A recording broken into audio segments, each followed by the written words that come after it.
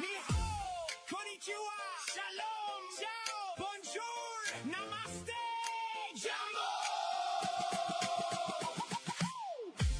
Bienvenidos! Hey, my name is Jedley. This is Reading with Your Kids. We are beaming out to you and the entire planet from the beautiful, book-loving neighborhood of Reedville, the loveliest neighborhood in all of Boston. We're so happy that you're joining us in our mission to help all families grow closer through reading. Please help us grow our mission by telling all of your family and friends about the show and let them know that they can hear us on the WREB AM/FM 24/7 radio network. And they can find us on the iHeartRadio app, Spotify, Apple Podcasts, Good Pods, Podcast Addict. Wherever you find your favorite shows, you can find Reading with Your Kids. Today, we're taking a deep dive into the state of education with one of the world's leading voices on learning. Andreas Schleicher is the Director for Education and Skills at the Organization for Economic Cooperation and Development, the OECD.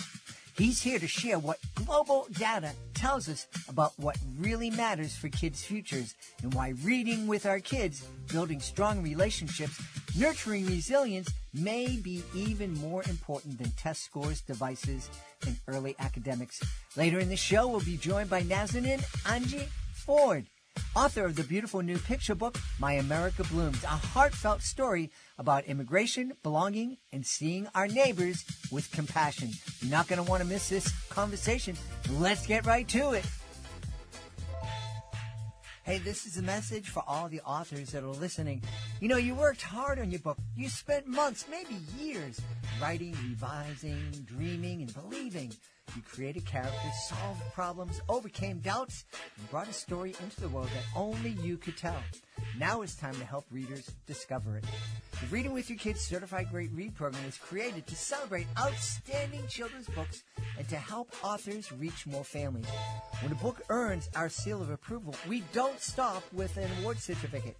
We review the book, feature it on the podcast, share it across social media, and help introduce it to parents, teachers, librarians, and caregivers who are looking for great books to share with kids. Because your story matters. And the families who need your story deserve a chance to find it. Please visit readingwithyourkids.com and click the Authors Click Here button at the top of the page to learn more. That's readingwithyourkids.com. Let your book find the readers it was written for. Join us right now from Paris in the wonderful nation of France. Our guest is here today to talk about the state of education. He is the Director for Education and Skills at the Organization for Economic Cooperation and Development. Please welcome to the show, Andreas Schleicher. Andreas, thanks for being here. How are you? Thanks so much for hosting me. Really excited to have you on. Tell us a little bit about what the Organization for Economic Cooperation and Development is all about. Well, much of our work is on economics, but I work in the field of education and skills. So what we do there is we measure the learning outcomes of children at different ages.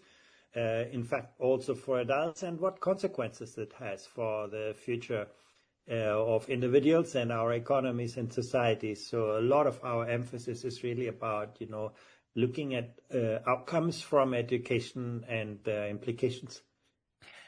And what we've talked a lot here on the podcast. Of course, our focus is encouraging folks to read with their kids, whether they're curled up on a couch or reading with their teenagers or co-reading. We think it's really important. But we know that there's been a lot of changes in education. And, of course, lots of folks are concerned about the effects of the COVID pandemic. What are your studies showing regarding where we're at educationally today in Europe and the United States? Well, education is never a transactional business. It's always a social and relational experience. And you always learn from and with people. And, our baby PISA study, where we actually looked at learning among 5-year-olds, showed that parents reading with and to their children was actually one of the most powerful predictors for the cognitive, social, and emotional development of those children. And unfortunately, it's become less popular in many ways. Technology has taken over we can see, for example, an inverse digital divide coming up. You have about half of 5-year-olds from disadvantaged families where the families work with the children or do technology-related work, tablets and so on.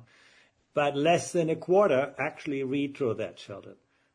And our data show that technology has a negative correlation with the cognitive, social, emotional development, whereas reading has a very positive. So you can see actually for disadvantaged children, it works against them. For children from wealthy backgrounds, fortunately, it's still the right way.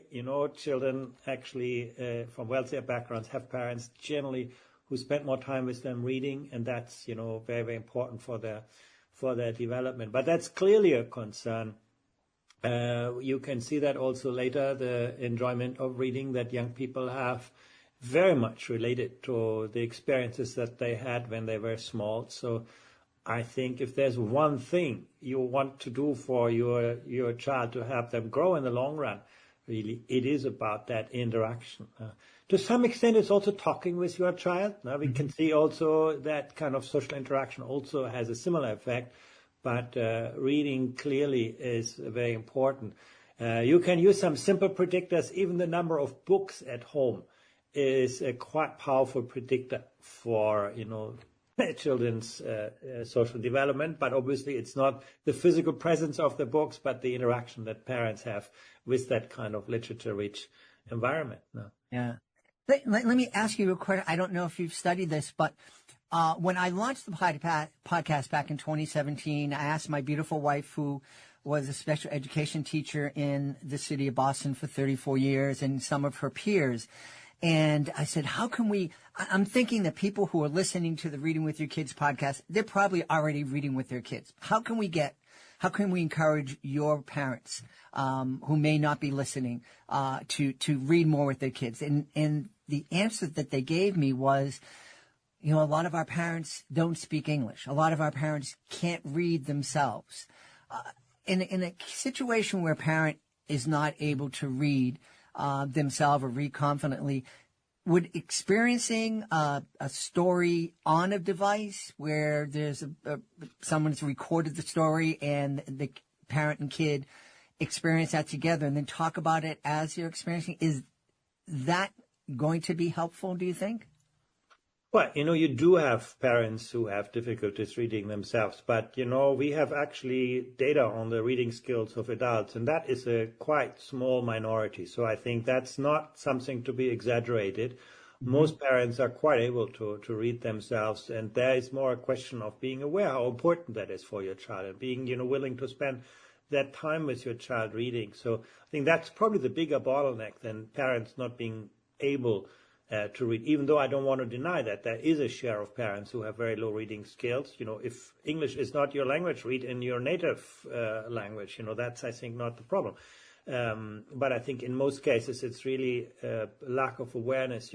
Many parents may just, outsource that process to, a voice from a tablet or so, because they're not aware how important it is that they are personally engaged in this. And my answer on the storybooks is, I am, quite doubtful. Again, the moment children do not have you present as a parent in that process, the activity loses a lot of value. Now, learning is always about that kind of social relationship. And I think that's where the cognitive, social, emotional growth really, really happens. So I think it's really something that, building awareness, bringing, books to people, bringing books into classrooms. A lot also happens, to what extent school values that kind of reading experience. Now, when children become a bit older, does the class have a library? Do we actually, is it actively, fostered? Is learning only instrumental? I just read something when I need to know something, or is learning something where I, feel that gives me joy, pleasure, that expands my horizon? I think those kinds of attitudes are really, really crucial in all of this stuff. Yeah. You mentioned that you did a study with 5-year-olds. One of the things that we've talked about in the last couple of years here, we've had a lot of kindergarten teachers who became authors or authors who also teach kindergarten. And they're telling me that here in the States anyways, there's this tremendous pressure to kind of transform kindergarten into first grade. And so suddenly the moments where kids can play together and learn how to be cooperative, that's gone now. And they're doing way too much time sitting at a desk trying to learn how to read. Did your study address any of those concerns? Yeah, we do. And actually, we look at this quite carefully. And, unfortunately, what happens when you schoolify kindergarten is that you make reading a misery. And the result is that, the moment students can opt out of it, they will. And I give you a couple of examples from Europe. You take a country like France, where children go to school from the age of 3 on. And a lot of this is really about structured learning. And actually, what we see when the children are 15-year-olds, they have lost the motivation. They are not producing particularly strong learning outcomes. And actually, they're not reading for fun. They're not reading for enjoyment. You contrast that with Estonia. In Estonia, another European country, students get to school with 7 years. Now, kindergarten is all about enjoying learning and building the curiosity. It's about, exploring things, about, being in nature. It's really about the building blocks for reading. Now, there is you learn the alphabet, yes, but you're not learning reading, because that's really the intent is there that children should arrive at school at the age of 7, full of curiosity, full of, being ready for learning. And, the Estonians are the top performer in Europe when it comes to reading performance at age 15. You can really see that, doing the right things at the right time gets you better results than, pushing children too early into things that you may turn against, this. And I think reading is a good example. The enjoyment of reading matters as much as the technique of reading. No. I want to thank you, Andreas, because I had a question here that I was afraid to ask that I didn't want to seem dumb. The question was, are we sending our kids to school too early? Well, I think the question is always what school is. I do actually think that school could learn a lot from kindergarten. When you think about kindergarten, that's where you learn to be autonomous. That's where you learn to sort of interact with other people. That's where you learn to take responsibility for themselves. No? School often is a, highly structured environment where you are told what to do, not very often why you're doing it.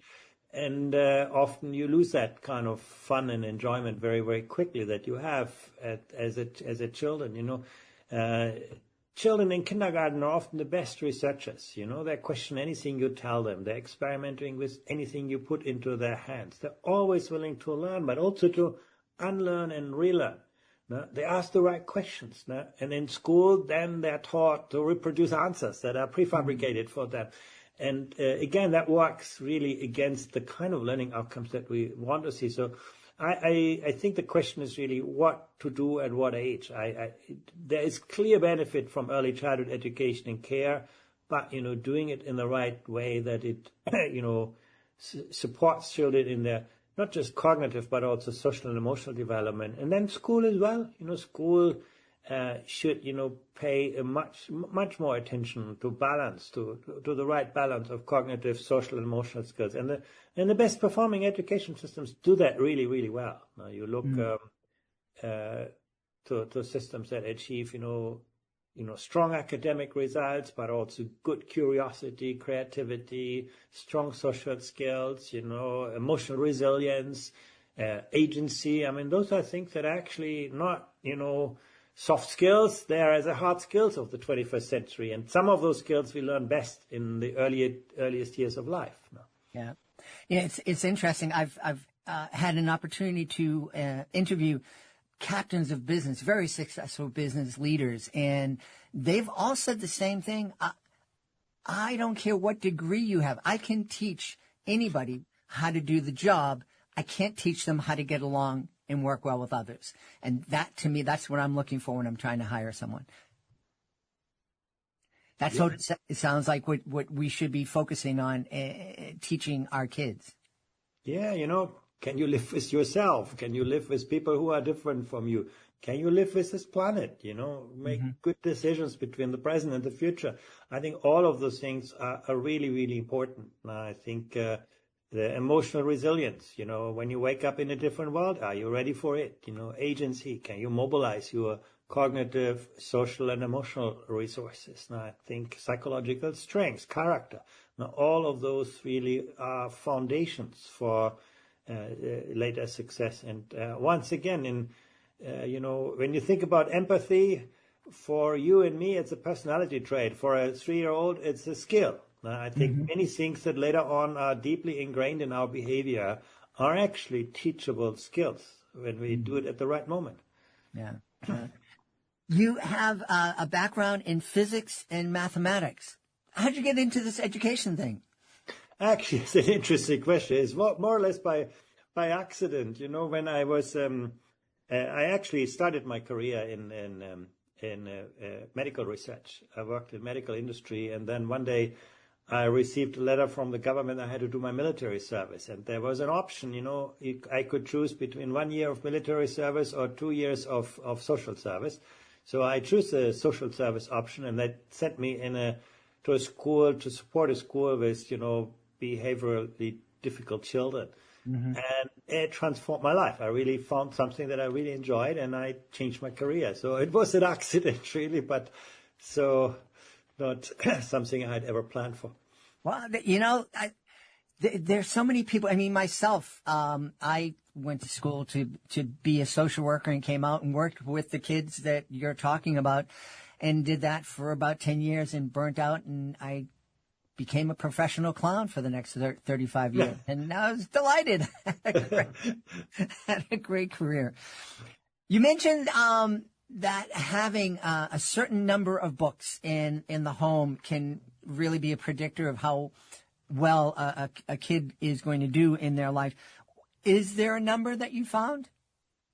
Well, it's, the more the better. But again, the books are just an indicator for, parents being interested in knowledge and learning and reading. I think that's really what matters. And to some extent, it's about socioeconomic status, but it's also a lot about cultural capital. What we really know, what matters for success is not just, how many cars you have, but, what attention. There's a similar indicator, when the fact whether you as a parent ask students, how was school?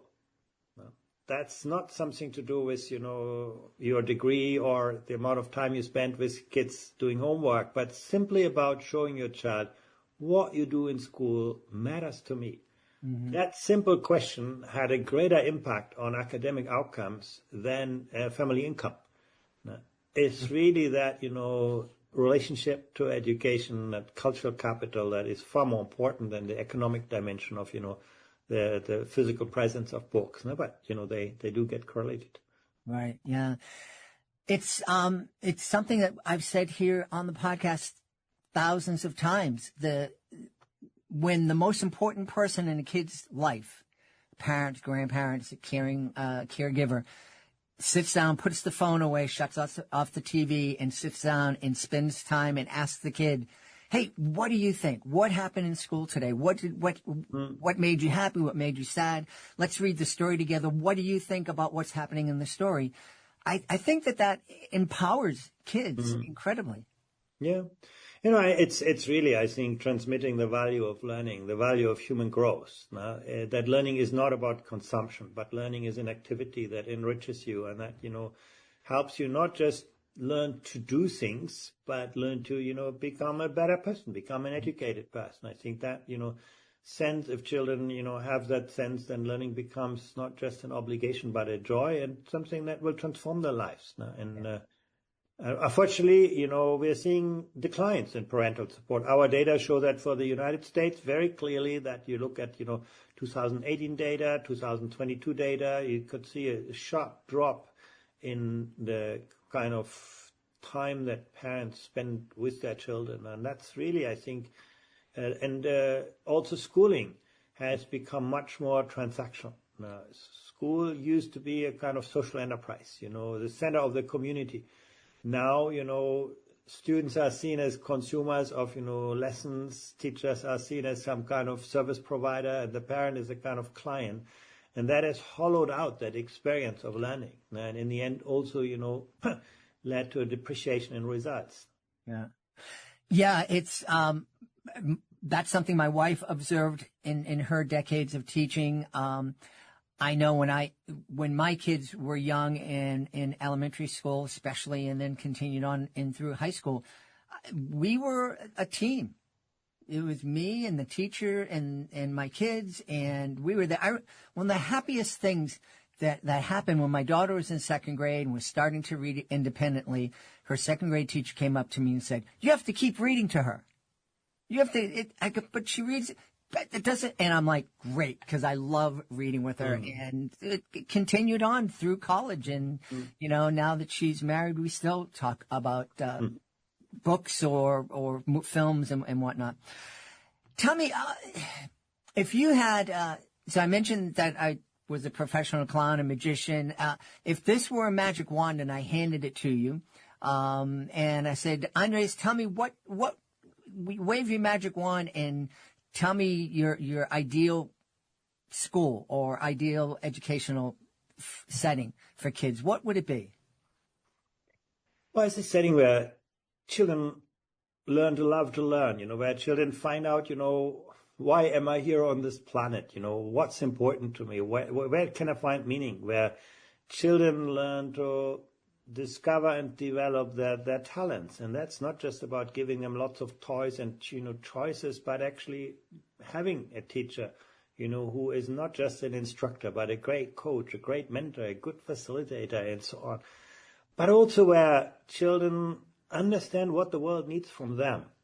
Education has become very much about, giving you the tools to do something, but actually, finding meaning and purpose. We know what makes people happy is not just what they can do or their passion, but it's the difference they can make to the communities, to the people around them. And I think school, if I had a choice, I think school would play a much greater role in, service learning, in volunteering, in helping young kids to actually see that, what I do in school is not put into the bin at the end of a lesson, but actually serves a social purpose. Yeah.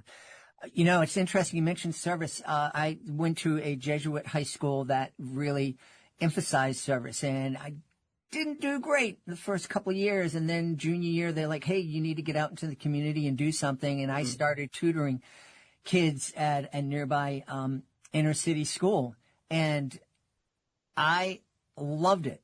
And not only was I getting a lot of joy in helping these kids, but my grades in school went through the roof. It's just crazy. Yeah, there are plenty of examples. I was involved in a language learning program, an experimental program in the city of Shanghai in China. They had half of the group learning foreign languages, English, actually in the classroom. And the other half, they were sent into the metro station to help foreigners buy the tickets. And when you actually look at this, it involves a lot of difficult things. You have to first, approach someone who looks strange, who looks different from you. You have to help them solve a problem and so on that you have never thought about before. But at the end of the day, you have someone who will say thank you to you. And you will actually actively speak rather than just listen to what your teacher says about vocabulary and grammar. And also there, the learning gains were about 4 times as high in that experimental group than the people who just sat in the classroom. Doing something that has meaning, that has purpose, that has intent, is something that is so important. We also see, for example, in many countries, learning in vocational programs, apprenticeship programs, is sometimes so much more effective. You work with real people, you work on real problems, you make mistakes that have real consequences in the real world. Those are things that actually can facilitate learning of more than just consuming content from somewhere now. Yeah. Okay, I do have to ask this question. Everybody is losing their minds over AI. The world's going to end. No one's going to have a job. No one's going to own anything, and they're going to be happy about. what do you see what role do you see AI playing in education? What role should it play, and what role should it absolutely not play? It's an interesting question. I would say that, learning is never about just consuming content where AI is very, very good, but learning is always about that cognitive effort that you make. You do not become fit by watching sports. You become fit by doing sports. And the same is with learning. If you just sit in front of a computer that, generates knowledge for you, you consume it, there will be no learning involved. I think what AI has done, it has divorced learning from task performance. In the pre-AI age, you learn to do quadratic equations, you can solve quadratic equations, you learn something. In the post-AI age, you can do wonderful things with AI without learning anything, or without even remembering what you have done. You can write a wonderful essay without even understanding what you do. That task performance and learning are no longer the same. So the point really is, if we want to use AI for good, we have to focus on tasks that actually engage students, where students are, actively involved. The best AI is one that is actually present but not visible. AI that helps you understand your learning processes, that helps you, understand your weaknesses, moderate your biases. Learning analytics are very, very powerful through AI. I think also students with special education needs have amazing opportunities through AI. But once again, if it becomes a substitute, and I say this because I'm also very concerned about that, The one design flaw that we have as humans is that our brain was made to save energy. So as humans, we easily trade autonomy for convenience. And so if something becomes easy, we give up the hard way. And I think this is very, very dangerous in this field. Yeah. I really appreciate you being here. But just once again, if you just please remind everybody how important it is for us to spend time reading with our kids. Well, for our kids, being read or being actually involved in an immersive reading setting is the most powerful predictor for their cognitive, for their social and emotional development. We've studied that with 5-year-old children, and we could see really, just some minutes per day that parents invest with their children to read, to show them actually that, that social interaction that comes through reading is, where they, enhance their potential, where they build their imagination, where they can find and live their dreams. That, is the best present we can give to our children. It's not about resources. It's not about money. It's about that time that we spend to read with the children. Yeah. Andreas, if folks want to find out more about you, find out more about your organization, where can they go? To our website, www.oecd.org, or they send me an email to my name, andreas.schleicher@oecd.org. We've had a really eye-opening time speaking with the Director for Education and Skills at the Organization for Economic Cooperation and Development. Our guest has been Andreas Schleicher. And Andreas, thank you so much for being with us. Thanks. A pleasure, Ted. Very nice to meet you here. This episode of Reading with Your Kids is brought to you by Fart Boy and Reeky Dog Dino Doom. Fantastic new graphic novel written by New York Times bestselling author Joan Holub, who's written over 200 amazing books for kids. It's school sleepover at the museum. What could go wrong? Well, how about this? A snack-fueled explosion of garbanzo beans and peanuts unleashes a stink so powerful it brings the dinosaurs back to life. Now, Fart Boy, Reeky Dog, and their friends are in the middle of a dino-sized disaster. They have to solve tricky riddles, find missing bones, and stop the stinkiest villain of all, Professor Gravy Pants. Because if they don't, the dinosaurs could take over. Or worse, they could become Dino Dinner. This action-packed graphic novel is bursting with friendships, adventure, and enough laughs to shake the museum walls. If your kids love superheroes, if they love dinosaurs, and if they love to laugh until they can't breathe, then Fart Boy and Reeky Dog Dino Doom is the book for you. because sometimes the power to save the world comes from the unlikeliest place. Grab your copy today and get ready for a reading adventure that's truly dynamite. Join us right now from the great state of Nevada. Our guest is here to celebrate her beautiful new picture book. It's called My America Blooms. Please welcome to the show, Nazanin Aganj Ford. Naz, how are you? I'm so good. Thank you. It's great to be here. Thanks for having me. It's great to have you here, and it's great to know you're going to be in Boston tomorrow. I know. We could have done this in person. Gee, we really could have sat down in one of the 8,000 Dunkin' Donuts we have here in the city. Exactly. That's one of the things I do remember about Boston. So tell me about My America Blooms. I think this is going to give folks a really unique look at our country here as we celebrate 250 years. Well, thank you for saying that. So My America Blooms is a story of a young girl who immigrates with her family from Iran, and it's partly based on my own family's experience, so it's fictional. And we left Iran when I was very young. We moved during the Iran-Iraq War, and when we came to the States eventually, we had friends and family who really welcomed us, and I really wanted to make sure that that aspect of the story was present. And in the story, the main character's family experiences some hardships and challenges that I think families now experience when they immigrate to the States, and I think they're real stories. But in the end, she and her family are able to build community and find belonging, and that's really the true takeaway of My America Blooms. Well, I love that. I am very quick to recognize that the United States is not perfect. There are lots of things we could do better, but I still believe it's a pretty special place. And one of the things that I have to tell you, the people who listen to the podcast leading up to the World Cup know I was really not happy with FIFA, the prices that they were charging, the way they were gouging people. I was really upset. I was thinking they were taking advantage. But the last couple of weeks, I have loved seeing people from different parts of the world coming here and going to Buc-ee's and going, this is amazing. I can't believe this. And eating ranch dressing and just going on social media and just celebrating America. And I think and especially nowadays, I think we can really use that.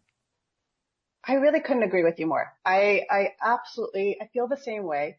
America is a really, really special place. There are, I think, very few countries that aspire to do the things that America and the Constitution, as we're celebrating 250 years, really set down in its foundation and aspires to be. And yeah, we're not perfect, but I think that's the whole idea, is that we come back to this sense of wanting to uplift and wanting to share that with the world and be a leader that way. I love that you're having that experience right now with everybody coming to Boston for the World Cup. My family is in Los Angeles, and they're having a similar experience with the games, and they've been able to go to a few things there. So it is really neat when we can share that culture and share all the good things about the States with the rest of the world. I hope it's that way more often than not.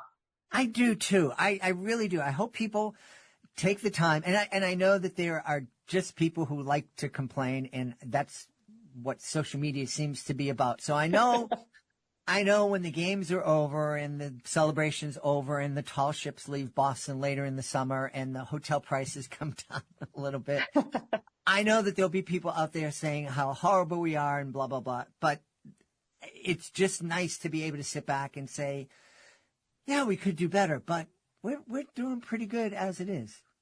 We should be proud of what we're doing. I agree with that. Yeah, and I think actually one of the things that I think is a positive is the fact that we always look and say, hey, how can we do better? And that there's space for that dialogue. I mean, maybe not so much just complaining and griping, but I love that there's a place where you can say, hey, I want to see this be done better, and that you can have that conversation. There's a lot of places in the world where we can't have those types of conversations. So I think, maybe it's exasperating at times, but it's also a really, really big piece of what makes America special. And I think, something that we don't have all around the world. Yeah. Yeah. I think I also love the fact that this book, obviously, if there's a kid out there that came from Iran or some other place in the world and is new to the country, they're going to love seeing themselves portrayed in this book. But what I really love is the fact that it's going to be a window, and we're going to let the kids whose family has been here for many generations, or like my family for 2 generations, be able to see what it's like to come here and come to the United States and from a different part of the world, and some of the struggles that someone might face, and maybe start thinking about some ways that we can make it easier for people who are here from another country. Yeah, one of the great things is here in Nevada, and I think across America we have Reading Across America, but in Nevada we have a pretty big emphasis on Nevada Reading Week. And so I'd already signed up to read in a bunch of different classrooms, friends' schools, and that sort of a thing. And so I happened to get a copy of the book early and from my publisher. And it was right before Nevada Reading Week. So I got a chance to take My America Blooms into classrooms and share them with students who were super excited to get to see something that the rest of the world wasn't going to get to see for a few months. But in every one of the experiences that I had reading the book to students, they got that. Whether it was them seeing themselves, as you said, because they or someone in their family had immigrated to the United States, or it was seeing their classmates in a new light. And it opened up so many conversations about where people were from, whether they were from just different cities or different countries. I met so many kids who were really, really proud of their grandparents being from a different country, or their parents being from a different city. It was such a rewarding experience, and it's exactly what I would have hoped for, but it's almost more than I could have dreamed of. Just to be able to have those conversations and to see kids really get it. I thought, I worried, I guess, that some of the themes are a little serious. I didn't really pull any punches with the challenges that sometimes people face. But in every instance, the students that read the book with me really responded to that message of coming together as a community, of supporting one another. And kids get it. They don't have any problem seeing when something is unjust or unfair. They don't have any problem calling out something that's wrong. And so they were like, that's not nice. Why were they not nice? And I said, we were able to have some conversations around sometimes when people don't understand something or when they're afraid of something, they don't make the best choices. But now all those kids had that conversation, and their teachers and parents can have those conversations with them, which I'm so grateful to be a part of in some way. But that is exactly what I intended for the book. And it was just a wonderful experience sharing it with students and having them come to those conclusions and those, see those things for themselves, see each other more clearly, and feel seen on the page. Yeah. You mentioned, not pulling any punches and addressing some heavy subjects in a picture book. Picture books are meant to be read by an adult to a kid, by a caring adult to a kid. And so it's great to have words that kids might not be familiar with because they can learn what it is. And I think it's great to, address some topics that people may not be, wanting to talk to kids about right away, or kids might not be hearing about, because you have that caring adult that's there to help them kind of go through it and talk about it. Yeah, exactly. I think picture books are a great vehicle for starting conversations, which is actually, I have to say, one of the things I love about your podcast is because that's a focal point, right? The idea that picture books and stories for kids are another way that we can engage with young people. And I know that's how I fell back in love with children's literature, was with my own kids. And when I was growing up, picture books were, and stories, novels were my way of understanding the world.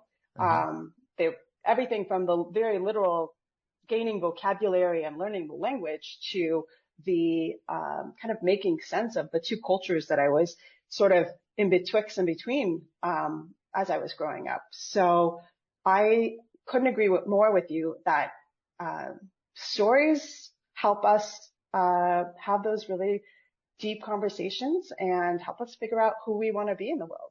Yeah. I'm imagining that a family sitting down reading America Blooms and a kid hearing about a girl immigrating from Iran during a war, maybe sitting back and might come up with the question, why is Iran in these? We're hearing about us being in a war with Iran right now. What's going on? How come? As a parent, if you heard that question, how could you answer it? So it's actually really interesting because when I was reading to students, it was the week directly following the initiation of this war.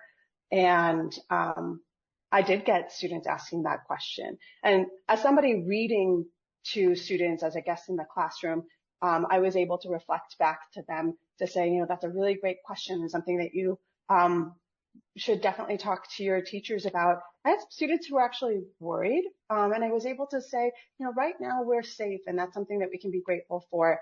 But if you are concerned, I urge you to share your concerns and your fears with the adults in your life. Let them be aware of it. But as a parent, it is a harder question to answer because we don't always know the answers. We don't always understand why. And I think right now, if I were answering that question for my own kids, I would say conflicts happen. And unfortunately, it's governments and politics and it's a lot about power dynamics. But the people of that country and the people of our country don't have to hate each other. Right. That this is a conflict between the governments and the country structures, not between the people. And that's something that I would want to be able to convey to my own kids, that, we're all humans and we all deserve the same things, and we deserve to be cared about and seen as more than just, a place that maybe doesn't represent how we feel about things. Right. Right. No, I think that's super important, that we help our kids understand.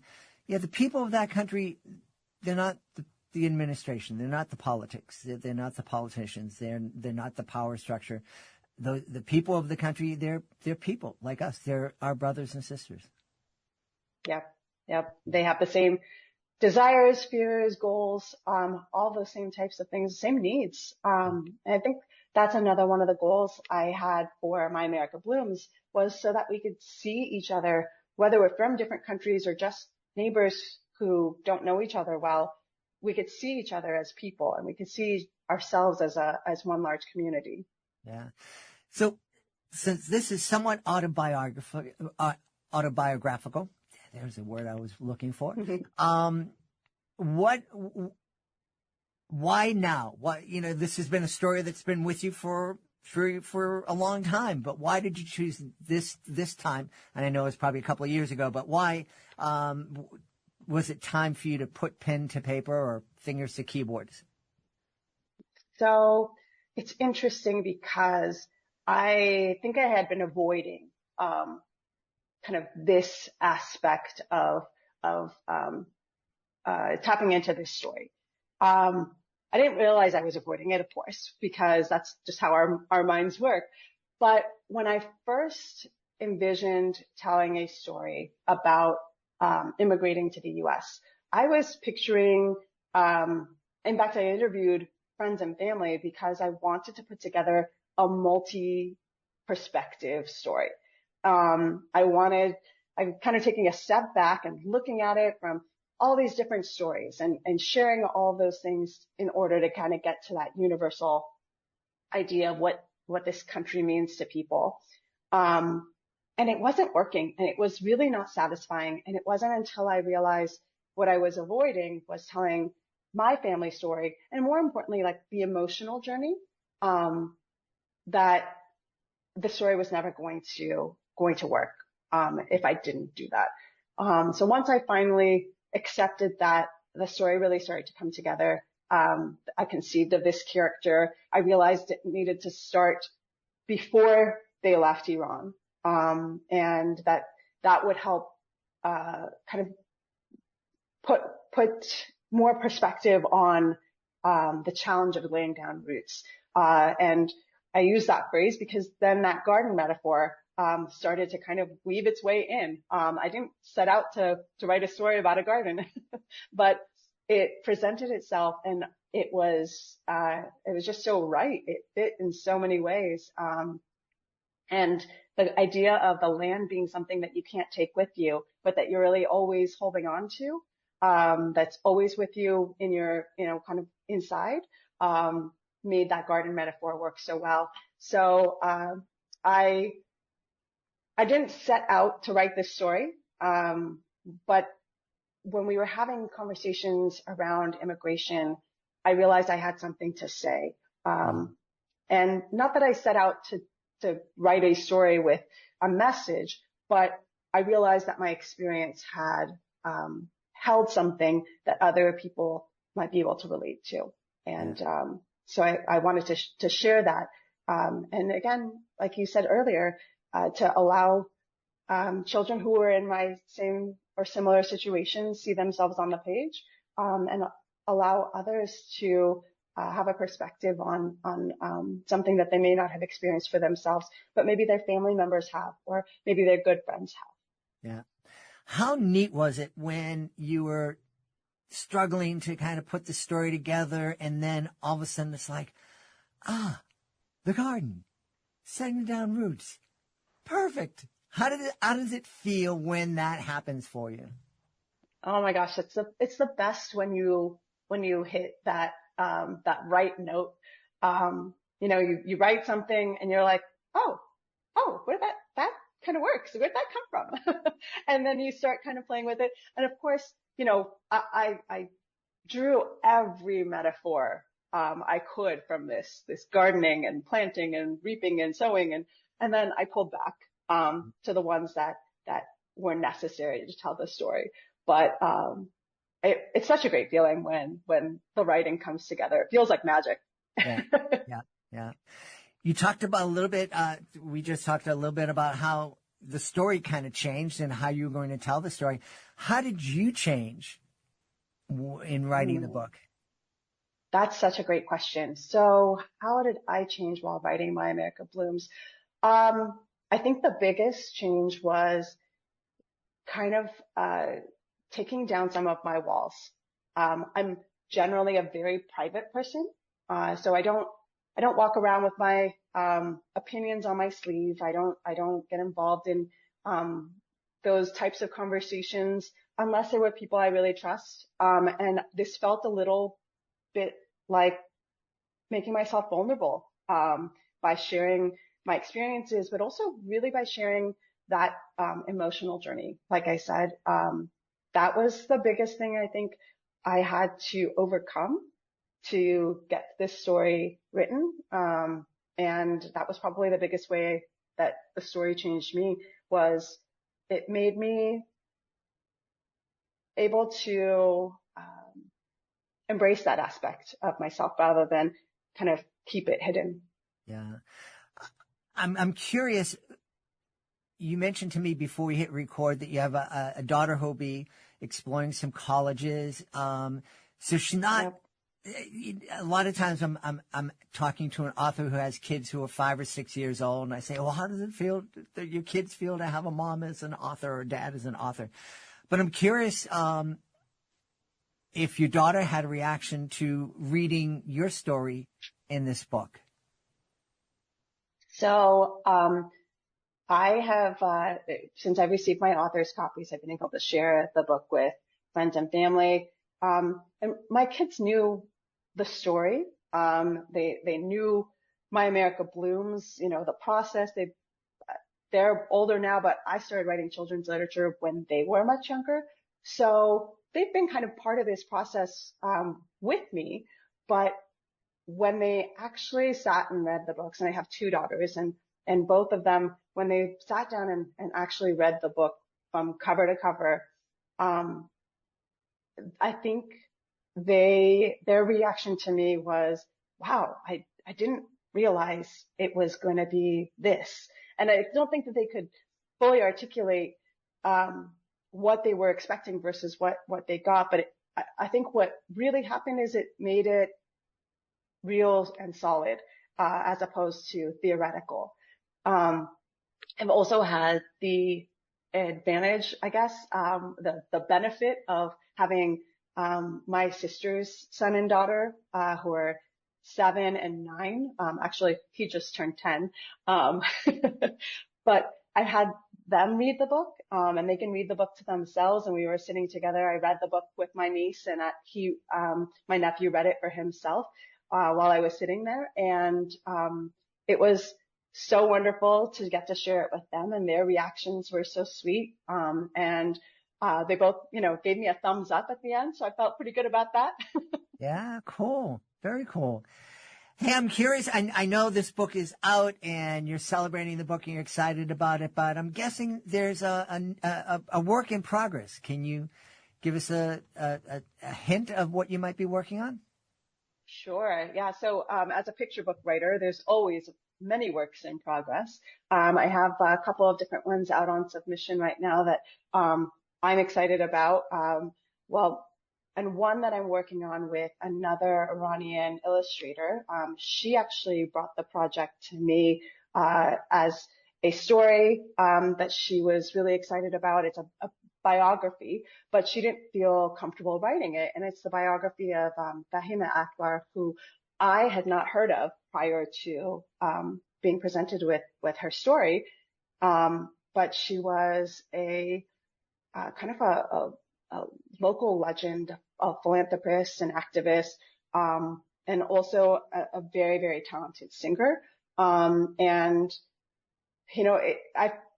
learned so much about Fahima, but realizing that she was kind of an ordinary person in extraordinary times who stepped up to do the right things. And so I struggled with how to tell her story because, like any life, there's so many aspects to it that are extraordinary and wonderful and were just so interesting. But I wanted to focus on that extraordinary voice that she had and the ways that she used it for uplifting others. And I'm super excited that I think we're going to be going out on submission with some sample art and the text for that pretty soon. Great. Well, you have an open invitation to come back and celebrate that book or any book in the future. We've had a great time speaking to you. Let's tell everybody where they can go to find out more about My America Blooms and find out more about you, Naz. Sure. You can find me online at nazaninford.com. That's NAZANINFORD.com. And I'm also on social media at Naz Ford Writes. My America Blooms releases June 30th. So next, I guess a week from tomorrow. And you can find it on Amazon, Barnes & Noble, anywhere you buy books, bookshop.org, all those good places. We've had a great time speaking to the author of My America Blooms. It's the new picture book from our guest, Nazanin Aganj Ford. Hey, Naz, thanks so much for being with us. Thank you so much. It's been a pleasure talking to you. We hope you've enjoyed this episode of Reading with Your Kids and will join us for the next exciting episode of the show. Hey, if this episode made you smile or gave you something to think about, and come on, Andres, of course Andres gave you something to think about, as did Naz. Please consider sharing a link to the show with someone you love. Consider sharing a link to the show to the principal of your kid's school, the school board members, the superintendent of schools, your kid's teacher. They got to hear this. It's important. And, of course, leave a 5-star review and, of course, subscribe to the show wherever you find your favorite shows. I want to thank the folks who made today's show so wonderful, starting with our guest, Andreas Schleicher. Please check out the Organization for Economic Cooperation and Development. I also want to thank Naz Ford. Please be sure to check out My America Blooms. What a beautiful book, and what a great time to celebrate it. Right the day after our 250th birthday here in America, and right in the middle of the World Cup, and just what a fantastic book. Hey, I want to give a special shout out to my incredibly talented intern, Ella Baudier from Emerson College in Boston. She produced this show. She arranged for Andres to be on the show, did some great research, and I got to tip my hat to her. She did a wonderful job. I also want to thank the rest of my team, Daleen Rose, Adrina Lopez, Chris Doherty. I want to thank my beautiful wife for all the support and love she gives me. Most of all, we all want to thank you. Thank you so much for doing the best for your kids' future. And you do that every single time you read with your kids. And that's just not me saying it. That's what the data tells us. I'll be looking for you in the next episode of Reading with Your Kids.